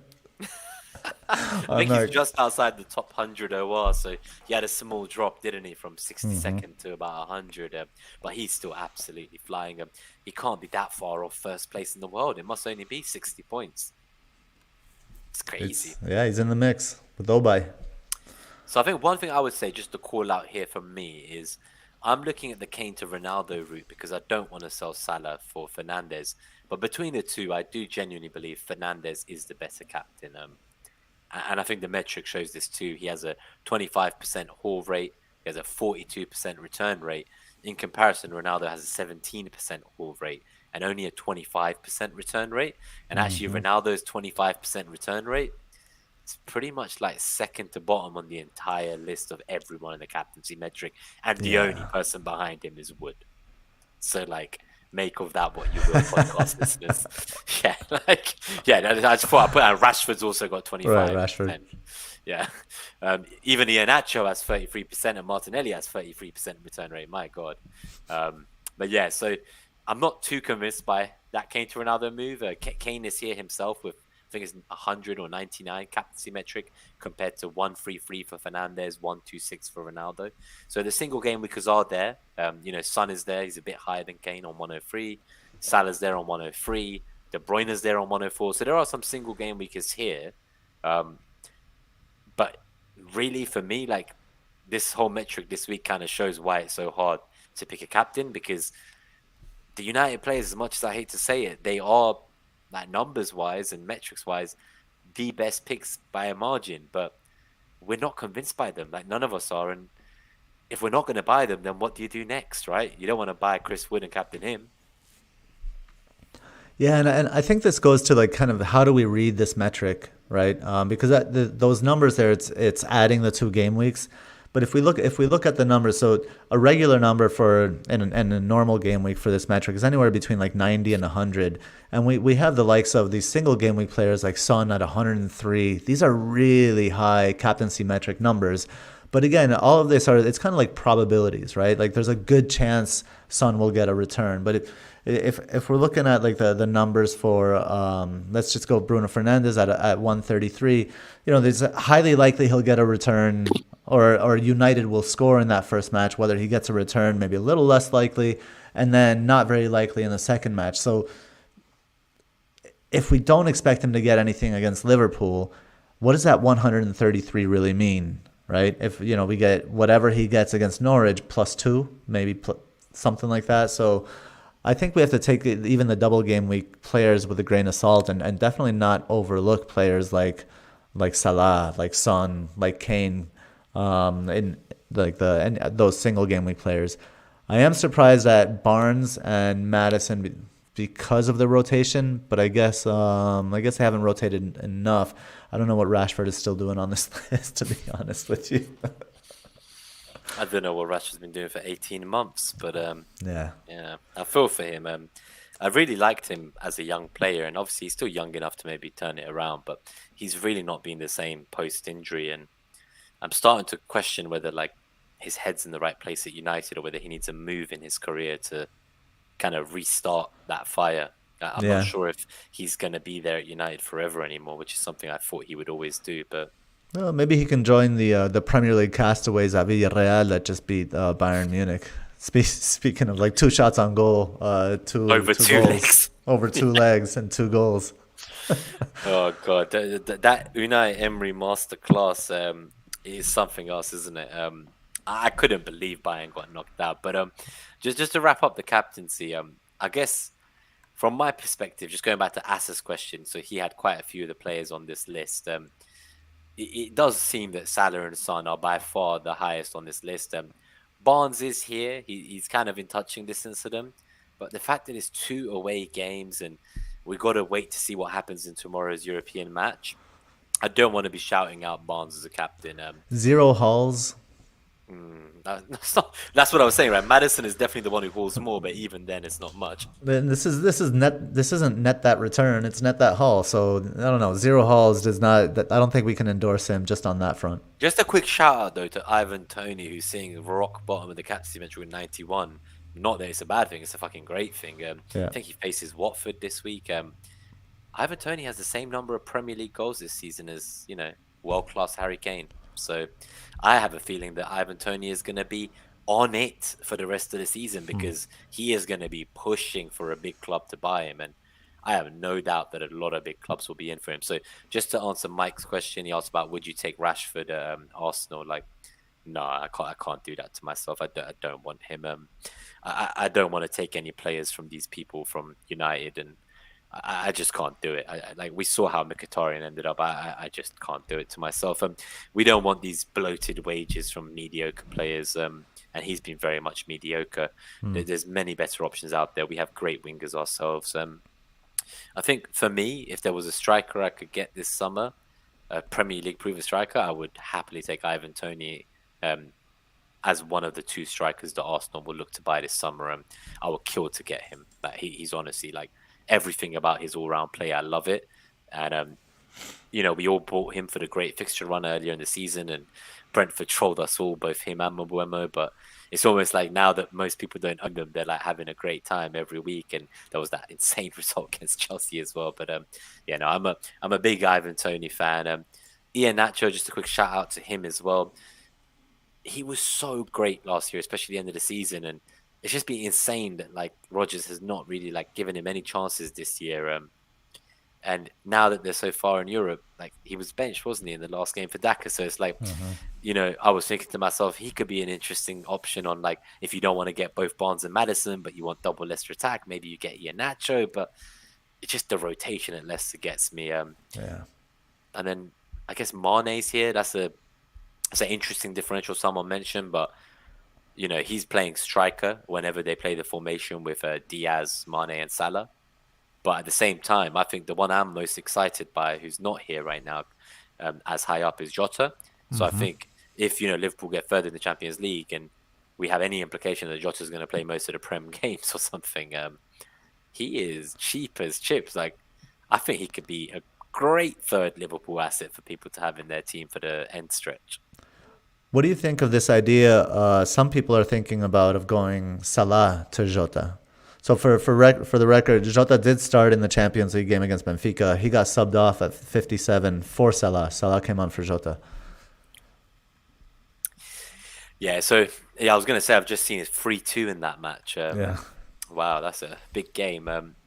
It's a tough one, man. I would really like Salah as well as Jota. I don't think I'd want to only have Jota, but I can understand that if having Jota instead of Salah means that you can have like De Bruyne, Kane, Son, Cancelo, Trent, James, and Robertson, that's a pretty stacked team like that money allows. And I could kind of understand the taking that that punt and just saying, you know what, screw it, I'm going to go for it. Salah's not been scoring from open play much. I'm just going to go for it. But for me personally, like, I think with Son breathing down Salah's neck now for the Golden Boot race with all the goals he suddenly scored, and with the title challenge well and truly in full swing, I can't see a world where Salah does not want to ensure that Son does not beat him to that Golden Boot. So personally, I'm captaining Salah this week as it stands. I'm going to keep him up.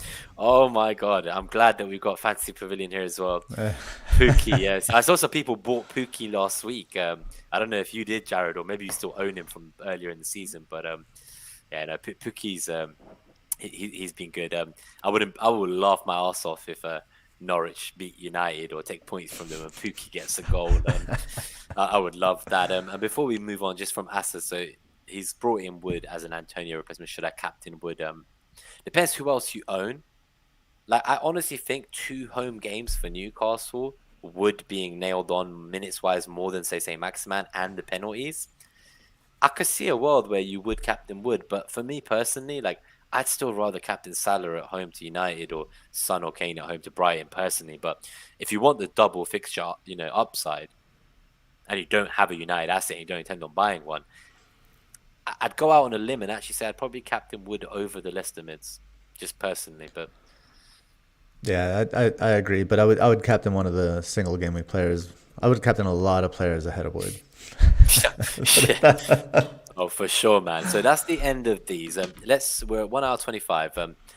Guys, if you have any questions in the live chat, please do drop them in. Any more questions you have, I'm gonna answer some of the questions we got on Twitter earlier when we put out the tweet. While you guys get your questions in, we're gonna try go for another 10 minutes max. While I get the question up, I just thought I'd make the point that Trini makes a very solid comment here, which is that he essentially says, "Is Wood Weghorst 2.0?" You've said he's Weghorst 1.00001 for the podcast listeners who can't see the live chat. I think the fact that he's got a double, and then straight after that he plays Norwich. Does that sound familiar to anyone? Who had a double in 31 and then played Norwich in 32 and got subbed in the 59th minute? So just remember that. It definitely does not feel great to me. I have Weghorst. I may still sell him for Wood or Saint Maximan, but I'll probably go for the full Kama Sutra experience and get Saint Maximan over Wood. I just, if I buy Wood, I'll question why I even sold Weghorst in the first place. At least Saint Maximan, I can be like, yeah, I bought him for the excitement and then he didn't play. It's like, at least I could take the fun. But just as the questions are coming in, guys, thanks for those. I am going to read out some of these Twitter questions. So the first one is from Akib. Hope you're well, my friend. He says, is it too much risk to avoid Man United assets?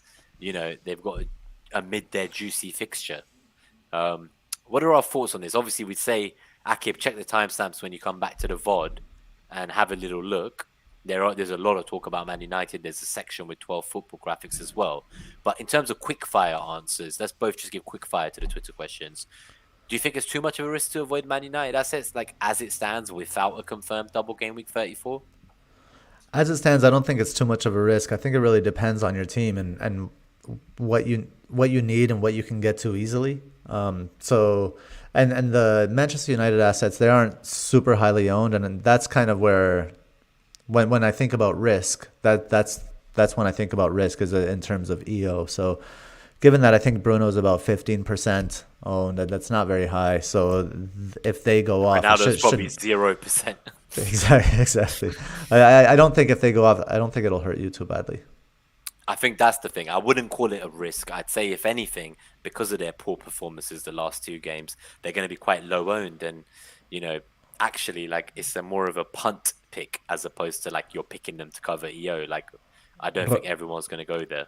Ronaldo's actually 18.8% owned. So because Ronaldo was quite ownership. high originally, and then he's been slowly dropping. And there have been more midfield options. So Bruno wasn't, or we haven't had many forward options. So I think people got Ronaldo a few weeks ago. That makes sense. So Mike Halpin asks, how much Sun surgery is acceptable? -8. He needs major work to get him in, and he feels it's needed because it was quite brutal not having Son but only having Kane.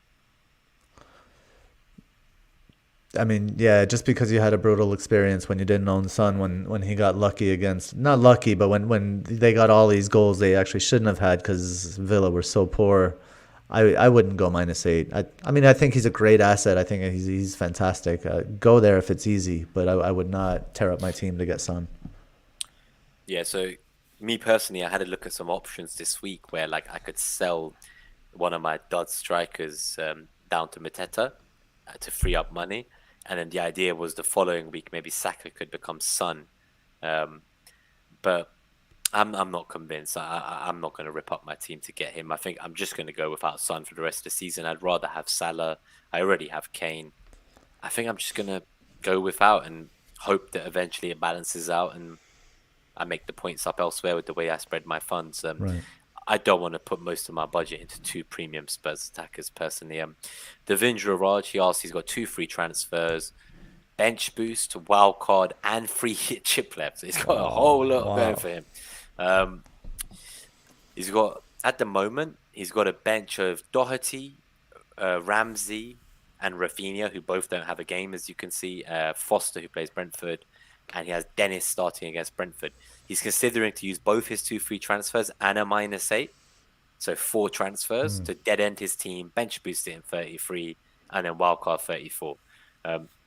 He wants to get Pookie, Dewsbury Hall, Maddison, and Justin. So triple Leicester. He has no Leicester right now. He's going to bring in triple Leicester and Pookie.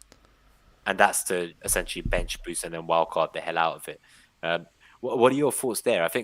I don't know about the picks themselves, but I think if I had 2 free transfers and a bench boost now and then a wildcard, I would probably try to get the bench boost out in this double where there are cheap assets from the likes of Newcastle, Leicester, and Burnley, rather than try to bench boost in 36 where all the big teams double and it's going to be much harder to get a solid bench because all the assets you're picking are going to be expensive, right?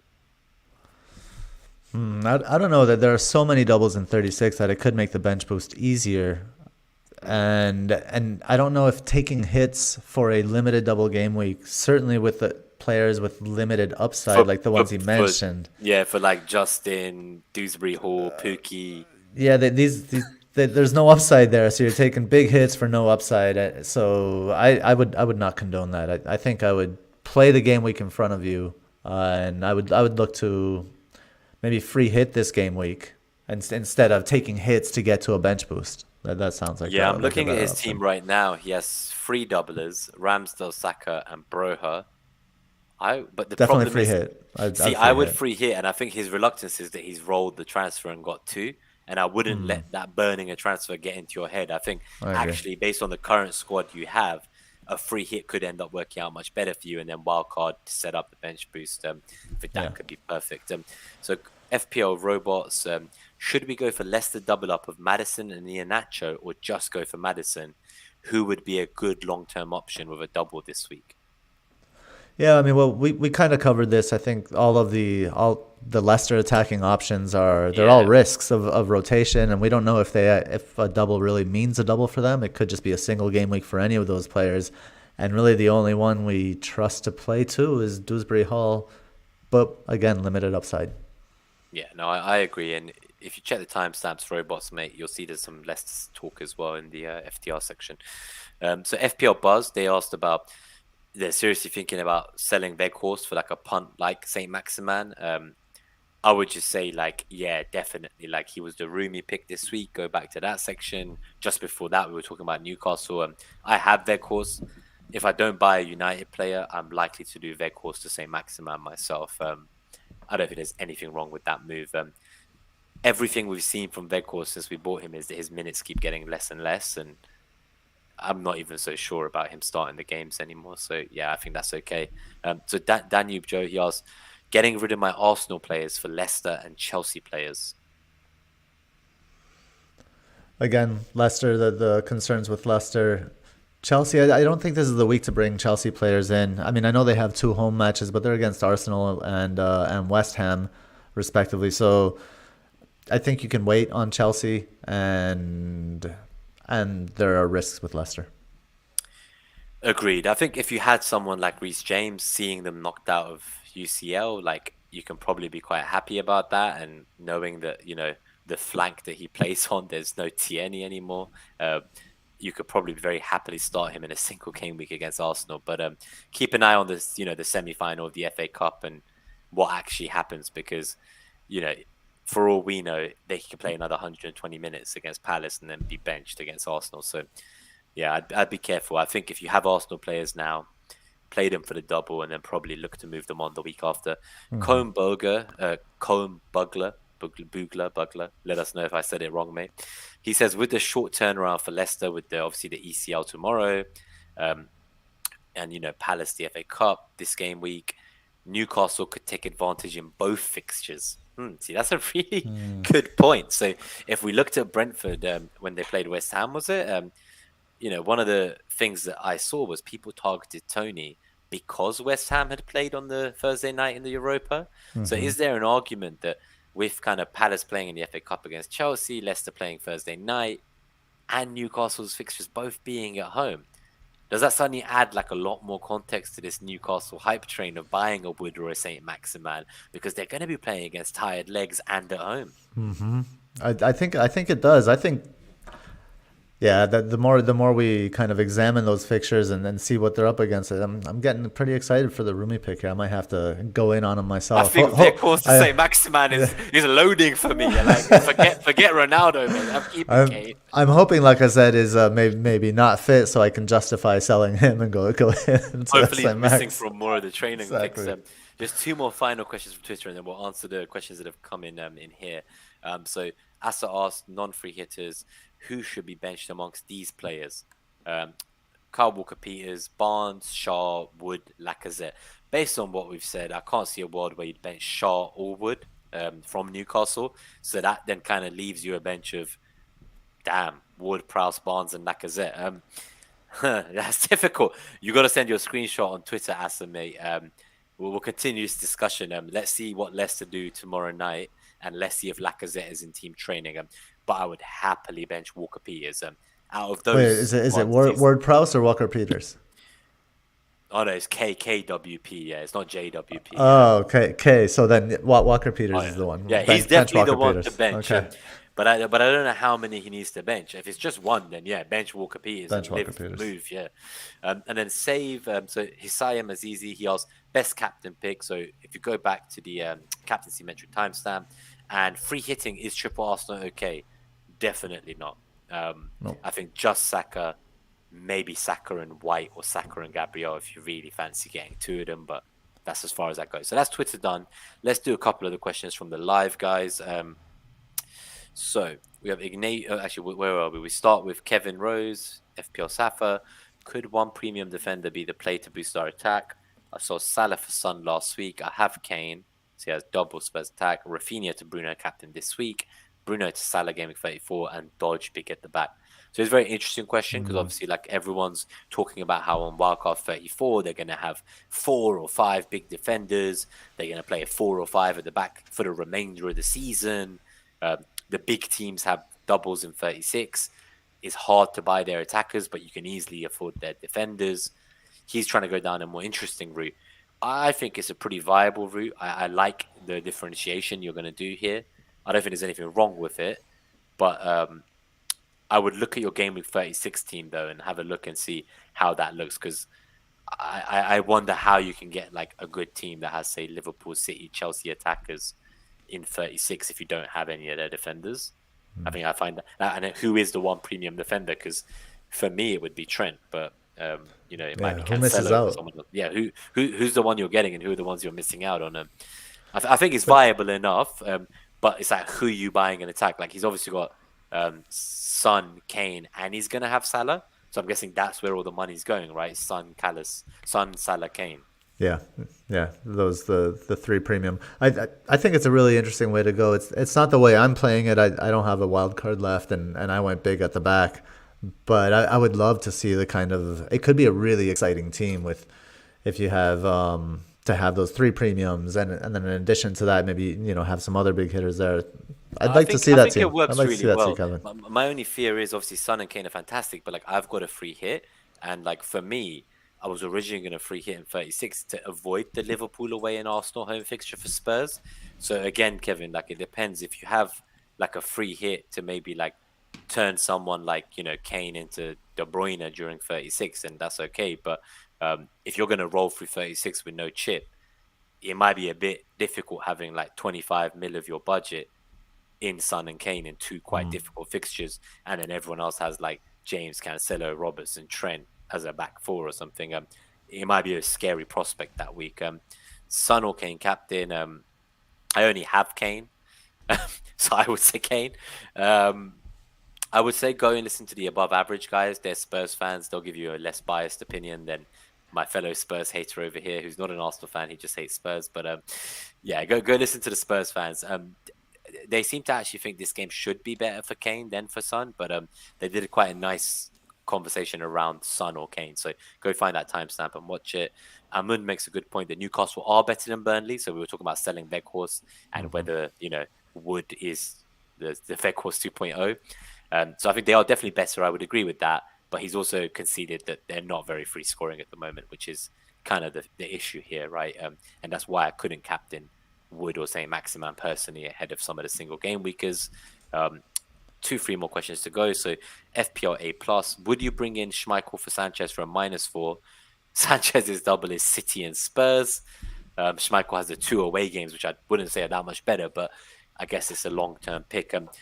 I don't think I'd ever even, I generally don't do goalkeeper transfers, let alone for a hit. But if you think you're going to get a minus from Sanchez, if you actually think he's going to get you negative points and therefore the minus is your only way out, then I say go for it. But is there nowhere else that you could optimize the EV gains in your team? Is there nowhere else where a -4 could net you more points over the coming weeks? I would look on something like FPLreview.com and use the free model they have to see what are the potential gained points of transfers they would recommend. And it might be that the rest of your team's fantastic and Schmeichel is a great choice, but I don't know the rest of your team, and this would be what's the word? Like a nice move to make, not a must move to do. Yeah, I mean, I guess I would say it could be good for kind of the rest of the season, given that Leicester do have 3 doubles. They double in 36 and they double in 37. The double in 36 is two home games. So I think over the long haul, it could this hit could work out. So judge it based on that. I think it makes sense. It's reasonable, but judge it based on kind of the rest of the season, not just this double game week. It depends who your other keeper is. So I have Ramsdale, and obviously I'm playing Dubravka over him this week, but I will happily play Ramsdale in some of the future game weeks. So I'm not willing to sell my goalkeeper for a hit. Right. Whereas if I didn't have both Ramsdale and Dubravka, this week, if I had just Ramsdale and Foster, I would probably take the hit for Ramsdale to Schmeichel. I'm not going to lie. So I don't think it's that bad a move. So we have, by the way, it's 3-3. Nunes scored for Benfica. So that game is really cool. I'll have to check out Match of the Day or whatever the UCL equivalent is called.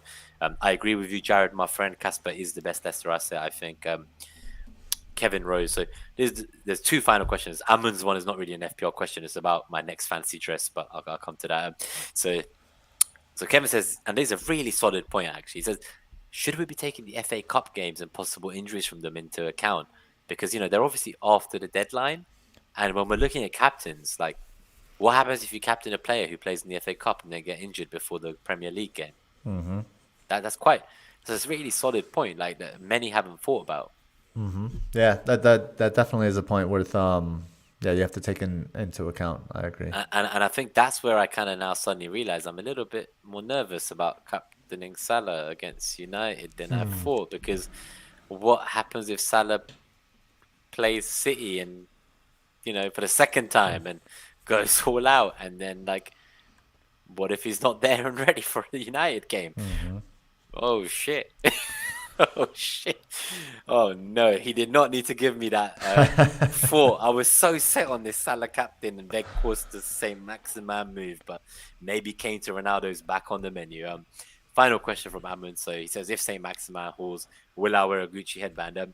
So I can't justify buying a Gucci headband. I could justify buying a Pikachu onesie and an Ali G outfit, but I can make a fake Gucci headband if that works for you. I'll write the Gucci on with a felt tip, but I'm not buying a Gucci headband just because Saint Maximin scored. I think you should buy an arts and crafts kit and do some hot glue and just glue like little rhinestones and Gucci on the headband and then put that on. Oh, that's so good. But guys, it's been incredible. I've had good fun with you, Gabe. Some new graphics from 12 Football this week. Nice to see NetxG make a return as well.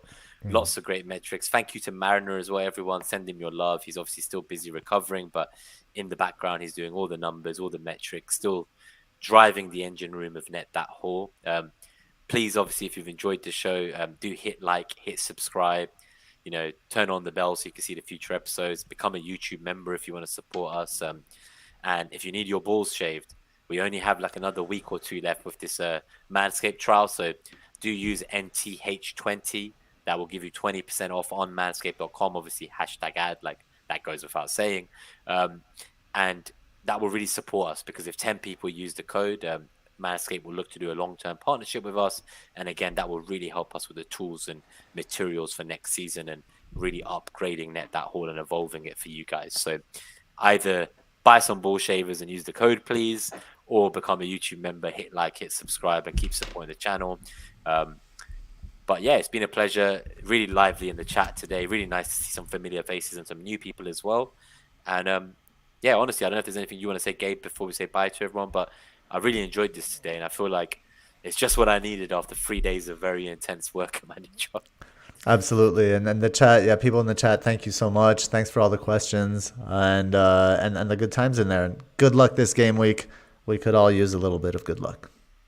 Good luck, everyone. I think this game week's captaincy is going to be very difficult. Don't beat yourselves up if it goes wrong and you're on the wrong side of variance.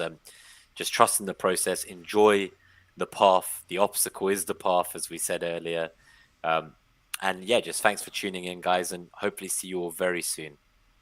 But yeah, we're out of here. See you.